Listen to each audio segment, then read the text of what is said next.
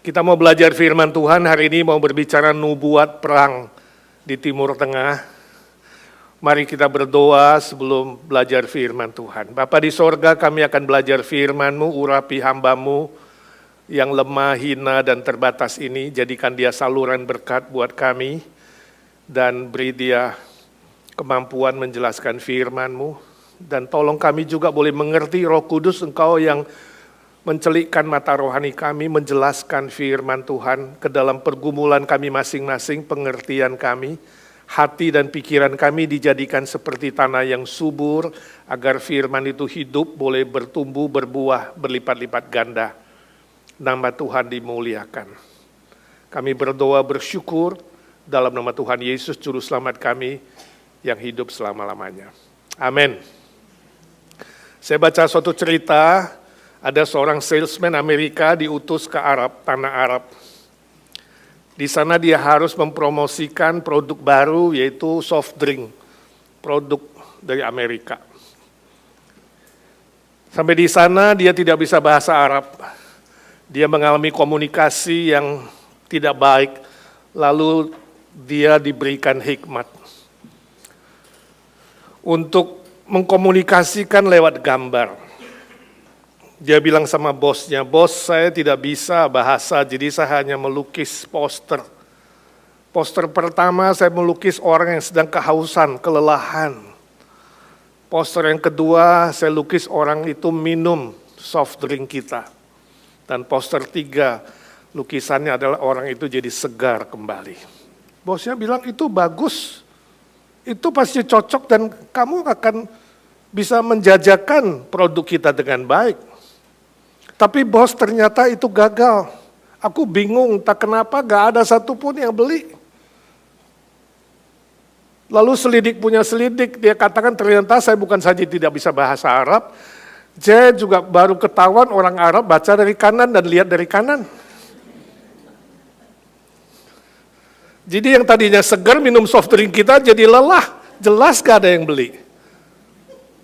Saudara, ini mirip cerita di Indonesia ketika orang Arab menjual produk kain Arab, ditulis, ditanggung tidak luntur. Tapi besoknya ibu-ibu yang beli kain balik dan marah-marah, "Kenapa luntur?" Dia bilang, "Ini produk Arab ibu-ibu, baca dari kanan, luntur tidak ditanggung." Ini yang terjadi di tanah Arab. Kata orang memang sulit berbisnis di Arab. Kita tidak bisa menebak, tidak bisa memprediksi apa yang terjadi di tanah Arab. Baik dalam hal ekonomi, baik dalam hal selisih, peperangan yang terjadi yang kita lihat sudah berlangsung cukup lama. Usaha demi usaha telah dilakukan. Fakta dan perjanjian terus dibuat, termasuk soal senjata nuklir. Tetapi akhirnya gagal, dan gagal. Di Timur Tengah penuh dengan kecurigaan, kecurangan, pelanggaran. Dan kini kita melihat salah satu puncaknya adalah perang antara Amerika plus Israel menyerang Iran. Perang Amerika-Israel melawan Iran telah memasuki hari ini hari ke-16 sejak 28 Februari yang lalu. Korbannya ribuan orang. Ditafsirkan lebih dari 2.000 manusia hari ini yang terhitung, termasuk pemimpin tertinggi Iran, Ayatollah Ali Khamenei. Dan petinggi-petinggi lainnya, cukup banyak yang mati. Dan tanggal 8 Maret, 1 minggu kemudian, anaknya Khamenei, Mojtaba Khamenei, diangkat menjadi pemimpin tertinggi. Tapi sampai hari ini, belum kelihatan dia di mana. Mungkin katanya terluka dan wajahnya juga rusak, tapi menurut berita dia masih ada dan hidup. Itu yang terjadi, saudara. Seluruh kelompok yang mendukung Khamenei telah bersumpah tidak pernah akan menyerah kepada Amerika. Tidak pernah akan menyerah dalam perang ini. Negara-negara Arab yang dianggap mendukung Amerika, yang merupakan kerjasama dengan basis Amerika, termasuk Qatar, Bahrain, Jordan, United Arab Emirates, Kuwait, Irak, ikut diserang oleh Iran. Kita semua membaca beritanya.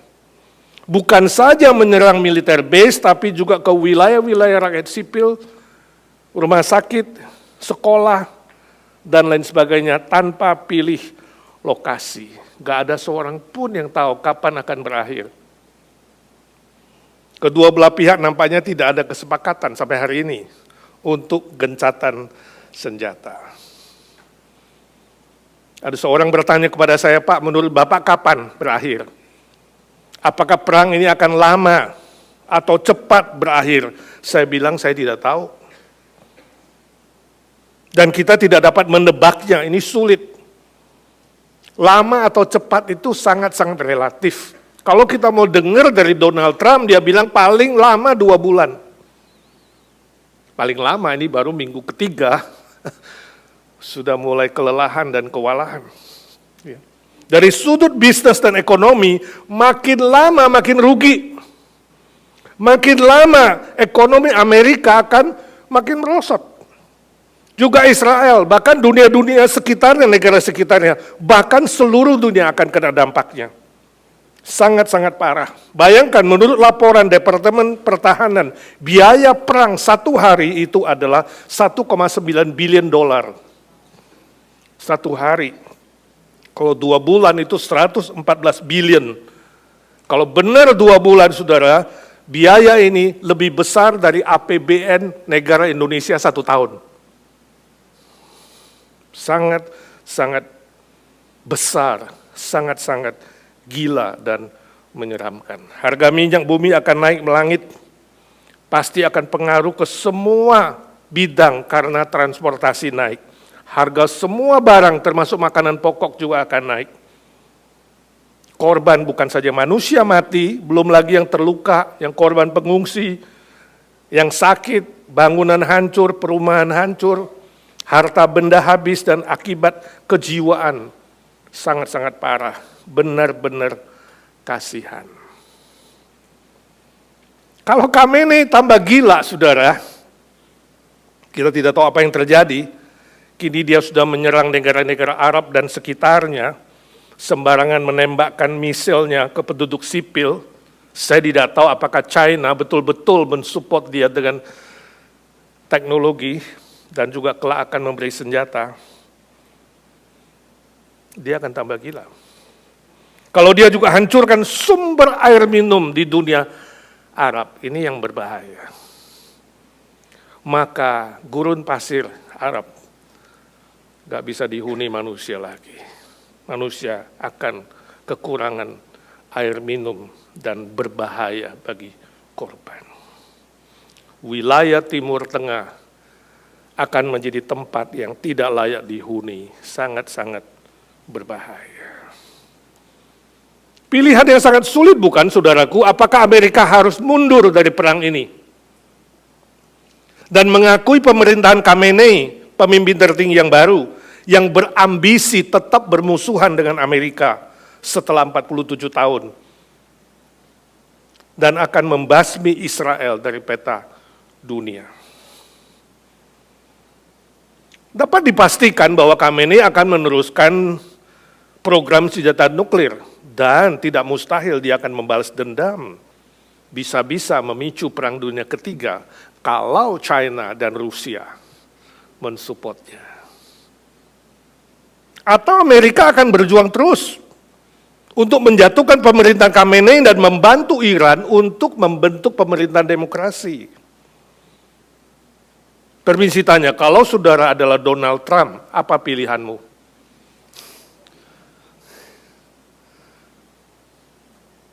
Sering kita hanya bisa berkomentar A dan B, tapi begitu kita ditempatkan pada posisi yang sama, kalau kamu jadi Presiden Amerika Serikat, Panglima tertinggi di negara ini, pilihanmu apa? Mengumumkan kemenangan dan kemudian mundur? Dan tetap Iran dipimpin oleh Khamenei dengan program senjata nuklirnya? Dan melakukan hal yang sama setelah 47 tahun tidak mensejahterakan rakyatnya? Atau sudah akan berjuang sampai habis, sehingga terbentuk pemerintahan baru yang bisa kerjasama dengan Amerika seperti zaman Shah Iran dulu. Sangat-sangat sulit. Sangat-sangat sulit, walaupun Demokrat dan Republikan terus berteriak, tetapi sangat-sangat sulit. Itu sebabnya ketika Ayatollah yang meninggal itu melakukan dua kesalahan. Kesalahan pertama, program nuklirnya akan dijalankan. Kesalahan kedua, dia mengancam Donald Trump bahwa dia tidak akan menyerah dan akan menyerang Amerika. Dalam 2 hari, Donald Trump langsung menyerang dia. Dia tidak tahu Trump lebih gila. Dia tidak bisa diancam oleh siapapun. Itu ciri khasnya Donald Trump. Sehingga dia melakukan operasi yang disebut Epic of Fury. Saudara tahu epic itu berarti sebuah perjalanan panjang. Yang pasti akan menang, itu epic. Sebuah kisah kemarahan. Sebuah kisah, sebuah cerita kemarahan Amerika. Sebenarnya kemarahan Trump sih. Yang berakhir dengan kemenangan, itu epic. Jadi kita tidak tahu berapa lama. Daripada kita menebak-nebak, mari kita belajar Alkitab. Apa kata nubuat Alkitab? Kembali kepada firman Tuhan. Yang pertama yang akan kita pelajari dari firman Tuhan, bahwa perang Timur Tengah adalah permulaan zaman baru. Mari kita baca Matius 24, ayat 6 sampai 8, 13 sampai 14. Matius 24 ayat 6 sampai 8, kemudian 13, 14. Baca sama-sama, 1, 2, 3. Kamu akan mendengar deru perang atau kabar-kabar tentang perang. Namun berawas-awaslah, jangan kamu gelisah, sebab semuanya itu harus terjadi. Tetapi itu belum kesudahannya. Sebab bangsa akan bangkit melawan bangsa, dan kerajaan melawan kerajaan, akan ada kelaparan dan gempa bumi di berbagai tempat. Akan tetapi semuanya itu barulah permulaan penderitaan menjelang zaman baru. 13. Tetapi orang yang bertahan sampai kesudahannya akan selamat. Dan Injil kerajaan ini akan diberitakan di seluruh dunia menjadi kesaksian bagi semua bangsa. Sesudah itu barulah tiba kesudahannya. Nah, konteksnya saudara, ini Matius 24 adalah khotbah Tuhan Yesus, nubuat Tuhan Yesus tentang akhir zaman. Waktu itu murid-murid bertanya hal yang sama. Kapan kesudahannya Tuhan? Kapan dunia ini akan berakhir? Berapa lama lagi Tuhan? Lalu Tuhan Yesus menjawab dengan menceritakan tanda-tanda akhir zaman. Dan yang barusan kita baca, menurut Tuhan Yesus, perang Timur Tengah ini akan terus berlangsung. Bahkan menyebar ke bangsa-bangsa lainnya. Kita tidak tahu. Sebab customer yang terbesar dari Iran adalah China. Pembeli terbesar minyak adalah China. Kalau diam-diam China dan Rusia akan mensupport senjata, misil, dan juga teknologi lainnya untuk menyerang militer base Amerika, kemungkinan perangnya akan melebar. Ditambah lagi Rusia. Iran terang-terangan mengatakan Rusia adalah sahabat kami di dalam militer sejak dulu dan akan terus berlangsung. Baru kemarin Perdana Menteri Luar Negerinya Menteri Luar Negerinya yang mengumumkan bahwa Cina siap mensupport dan Rusia. Kita tidak tahu. Apakah ini akan meluas? Jika kedua negara besar ini turun tangan, maka kemungkinan Amerika akan minta tolong kepada sekutu-sekutunya. Tapi menurut Tuhan Yesus, semua ini masih permulaan zaman yang baru. Permulaan zaman baru, istilah permulaan, beginning di sini, itu ibarat seorang wanita hamil besar yang akan melahirkan. Ini pembukaan pertama. Jadi kalau wanita hamil itu pembukaan 1-10 baru lahir, maka ini hanya pembukaan pertama.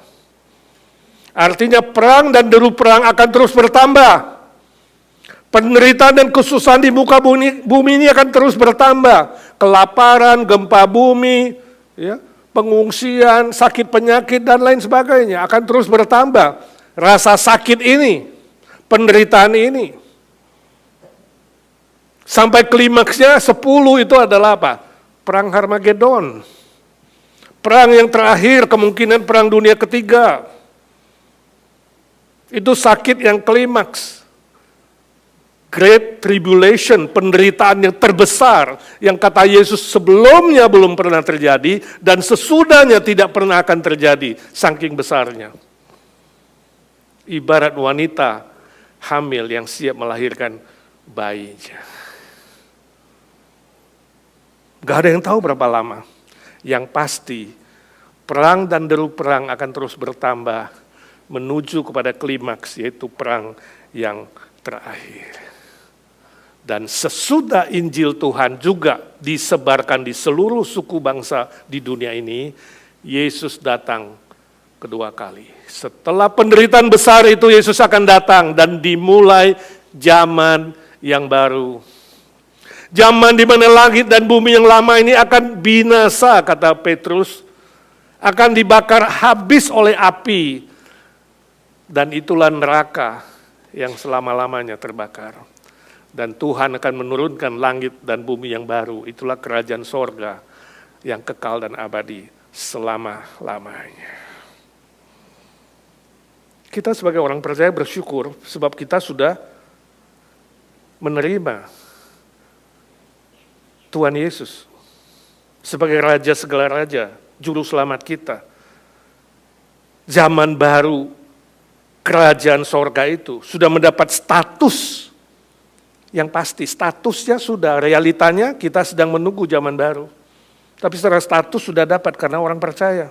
Kita kelak akan masuk ke dalam kerajaan sorga yang mulia dan kekal. Ini yang disebut kasih karunia. Ini yang disebut dengan anugerah keselamatan di dalam Yesus Kristus. Berita baik ini harus dikabarkan hingga semua suku bangsa mendengar Injil.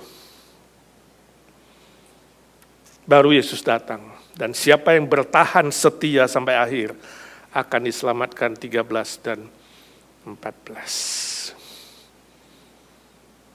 Sebelum kami terbang ke LA, sempat singgah di Taiwan. Di Taiwan sempat ngobrol dengan beberapa hamba Tuhan, missionary. Saya sempat ikut sebuah meeting para missionary Chinese, ya, orang Tionghoa yang akan menyebar kemana-mana. Ya. Dan salah satunya adalah misi orang Chinese terhadap orang Indonesia di Taiwan. Hebat juga, kita perlu mendoakan ini. Dan salah satu pendeta Indonesia yang melayani di sana, teman lama, sempat ketemu dan dia cerita, pendeta Max, ini dia itu melayani khusus orang-orang Indonesia yang di penjara. Dia ceritakan salah satu kisah nyata, ya, seorang Muslim yang masuk penjara bernama Slamet Riyadi. Dia itu kerja di kapal penangkap ikan. Setelah bolak-balik berapa kali, mendapat banyak uang, bolak-balik kontrak lagi, dia balik lagi, dia katakan balik yang ketiga kali itu, uangnya masih tidak cukup, dia kerja keras, tapi kemudian di kapal itu dia berantem dengan seorang Vietnam. Orang Vietnam jago berantem, tapi orang Indonesia lebih jago. Ternyata Slamet itu menonjok, memukul orang Vietnam itu hanya 1 kali pukul, dia terjatuh dan mati. Luar biasa. Dia Islam yang ekstrim juga. Dia cerita sekali pukul mati. Dia ditangkap, masuk penjara, hukumannya 13 tahun 6 bulan. Di penjara tidak ada satupun orang yang lihat dia. Gak ada family, gak ada keluarga, gak ada siapa-siapa. Teman saya pendeta Max itulah yang melayani dia. Setiap minggu 1 kali dikunjungi. Lalu dia cerita, sebelum ketemu Pak Max itu, pendeta Max, dia sudah mau bunuh diri. Dia sedih, kecewa, marah, campur dendam. Sebab papa mertuanya itu adalah ulama yang terkenal di Jawa. Yang disegani, tapi menyuruh anak perempuannya menceraikan dia karena di penjara. Dan kawin lagi Dan yang mengawini istrinya adalah adiknya sendiri. Dia dendam marah besar, tapi gak bisa apa-apa.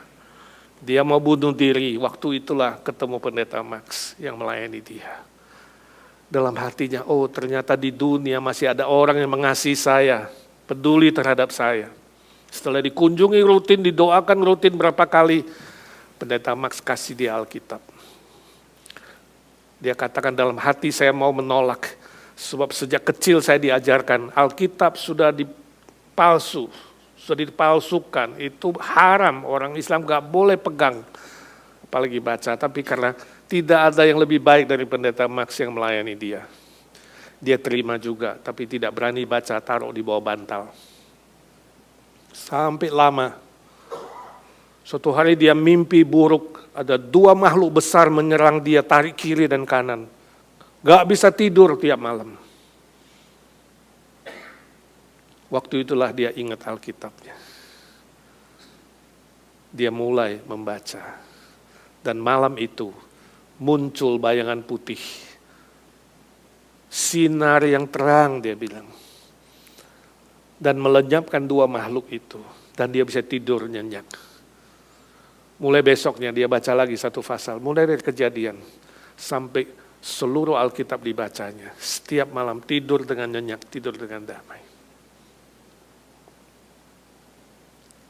Singkat cerita ketika membaca Yohanes pasal 1, pada mulanya adalah firman. Firman itu bersama dengan Allah dan firman itu adalah Allah.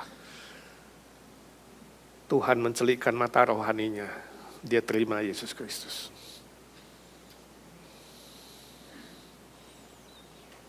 Akhirnya dia bertekad untuk dibaptiskan di penjara.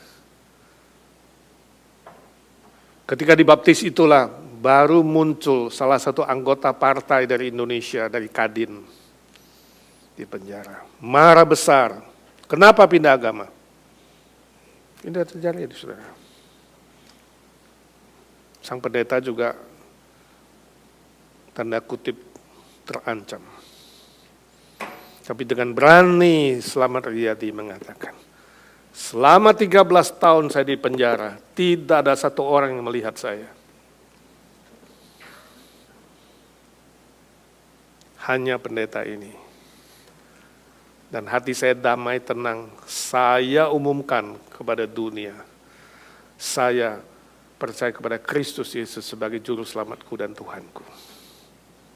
Dan saya akan pulang mengabarkan kabar baik ini kepada semua keluargaku, semua temanku dan orang di mana-mana. Sebuah kesaksian sangat bagus. Satu orang yang tadinya bermusuhan dengan Injil, bermusuhan dengan Kristus, diubah menjadi anggota kerajaan Allah. Indah sekali. Ada satu orang yang menolak Kristus, Muslim yang ekstrim akhirnya kembali kepada Tuhan. Saudaraku, doakan Taiwan. Ada sekitar 400.000 pekerja TKI di Taiwan. 400.000, 250.000 kerja di rumah-rumah.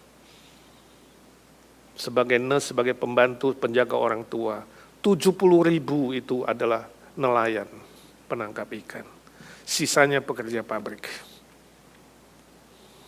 Siapa yang mengerjakan? Pekerjaan sangat besar. Ketika mereka boleh keluar dari Indonesia yang ekstrim, yang ajarannya mungkin terlalu ketat, sekarang terbuka terhadap Injil.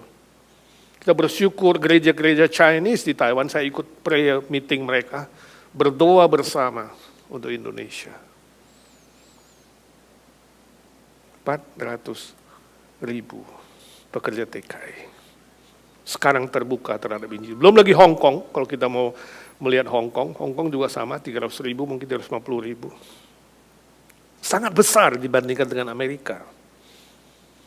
Saya tidak tahu bagaimana hari ini keadaan saudara, kalau saudara belum menerima kasih karunia ini, belum menjadi anggota kerajaan sorga di zaman baru ini, terima Kristus hari ini. Dia sanggup menyelamatkan kamu, memberkatimu, melindungimu, memeliharamu, menghadapi apapun, walaupun perang masih terus bergejolak. Tapi bila saudara sudah terima Kristus, bagikan kabar baik ini kepada orang lain. Bagikan kepada mereka yang belum mendapatkannya. Jangan berpangku tangan. Jangan hanya berdiam diri, jangan cuek. Jadilah orang Kristen yang berbuah bagi kerajaan Allah. Sebelum penggenapan zaman baru itu datang. Amin. Yang kedua, perang Timur Tengah adalah pintu keselamatan. Mari kita baca Kejadian 25 ayat 7 dan 9 sampai 9. Kejadian pasal 25 ayat 7 sampai 9 kita baca bersama-sama. 1, 2, 3. Abraham mencapai umur 175 tahun. Lalu dia meninggal.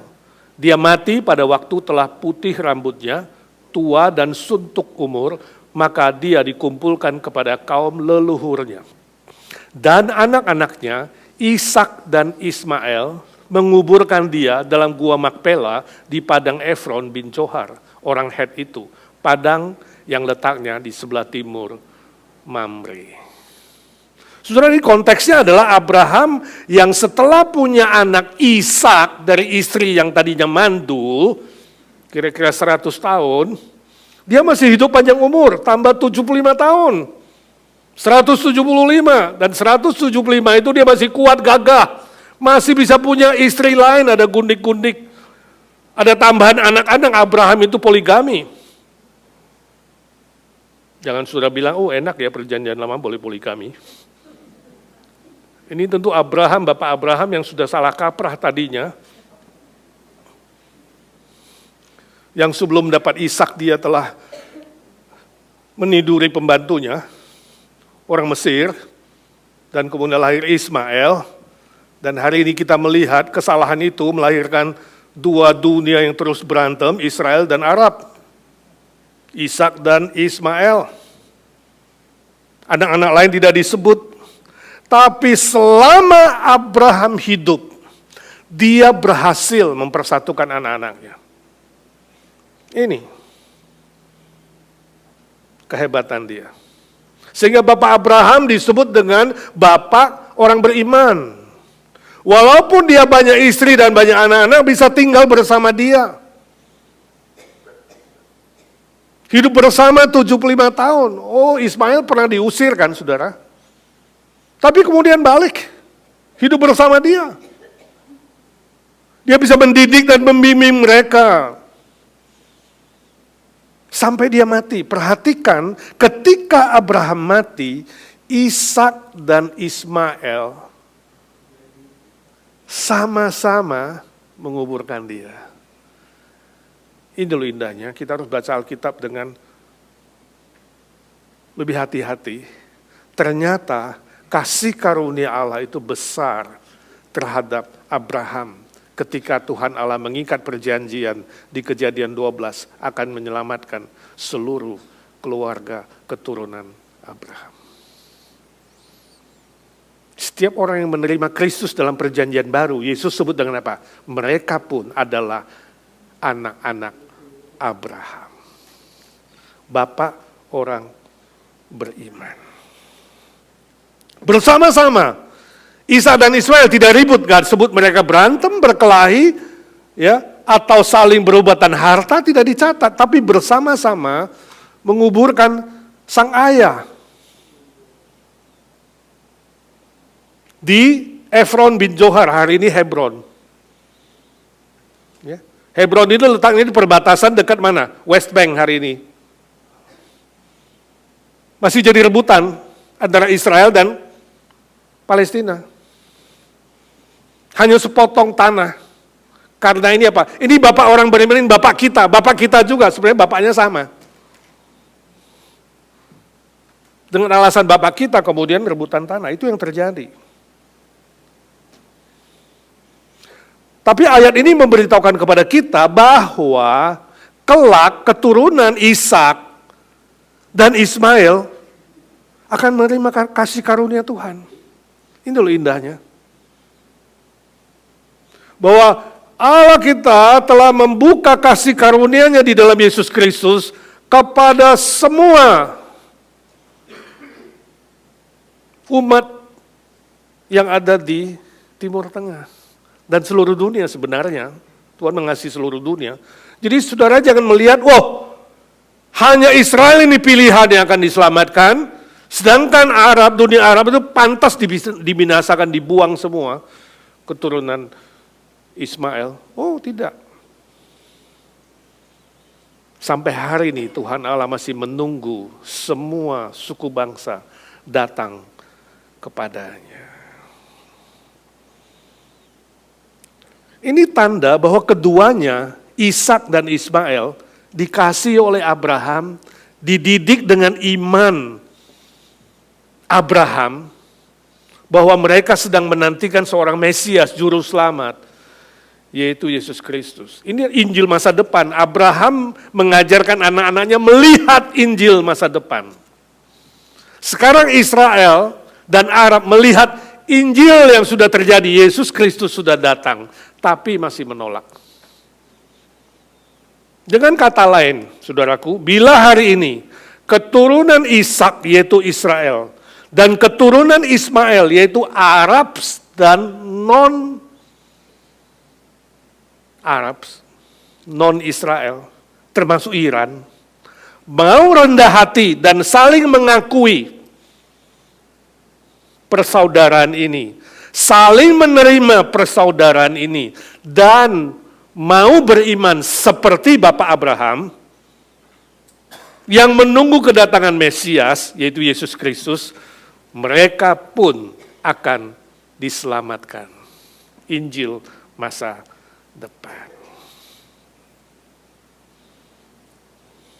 Saya dengar kesaksian seorang pendeta Amerika mengunjungi salah satu sheikh ya, yang sangat terkenal di salah satu negara Arab yang anti-Israel, dekat perbatasan.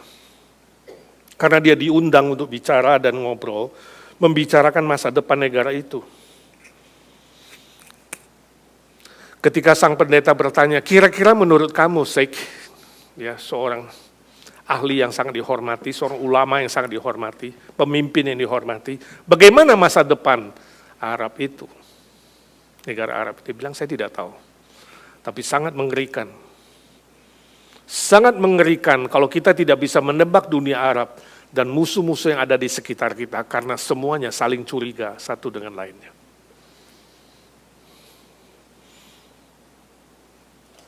Rasanya katanya, kurang dari 10 tahun Arab akan hancur tanpa damai sejahtera.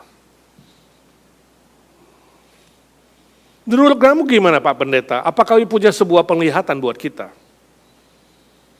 Pendeta itu kemudian dibilang, kamu lihat bukit itu? Dari jauh kamu lihat sebuah bukit itu Moria. Kamu tahu apa yang terjadi di Moria? Dengan Bapak Abraham? Apa yang Tuhan bilang sama Abraham? Sheikh yang ahli agama itu gak bisa jawab. Dia bilang, saya gak tahu. Tuhan bilang apa sama Abraham ya? Tuhan bilang, hei Abraham, persembahkan anakmu. Iman Abraham diuji. Hari ini persoalan dunia Arab dan Israel adalah pertengkaran dan perdebatan. Anak mana yang dipersembahkan? Isa atau Ismail? Itu gak pernah selesai. Pendeta itu bijaksana, dia bilang, hari ini masalahnya bukan siapa yang dipersembahkan, Ishak atau Ismail. Tetapi Tuhan di gunung itu, di bukit itu mempersiapkan korban dari Tuhan sendiri. Itu yang harus disadari. Bahwa Tuhan yang menyiapkan korban persembahan waktu itu. Dan itu adalah simbol dari korban anaknya sendiri di Bukit Golgota. Lalu pendeta itu bilang, kalau hari ini Israel dan Arab tidak sama-sama saling menerima, saling menghormati, saling mengakui bahwa Tuhanlah yang mempersiapkan korban yang sempurna itu maka Arab dan Israel akan terus-menerus mengorbankan anak mereka secara daging, mati dalam peperangan. Berapa putra sudah mati sejak permusuhan Ismail dan Ishak? Akan terus mati sia-sia, tak pernah akan selesai. Tetapi jika keduanya rendah hati, saling menerima dan saling mengakui iman Bapak Abraham yang menerima korban yang disediakan Tuhan, dan kini menerima korban yang disediakan Tuhan, yaitu Mesias di Bukit Golgota, maka keduanya akan diselamatkan.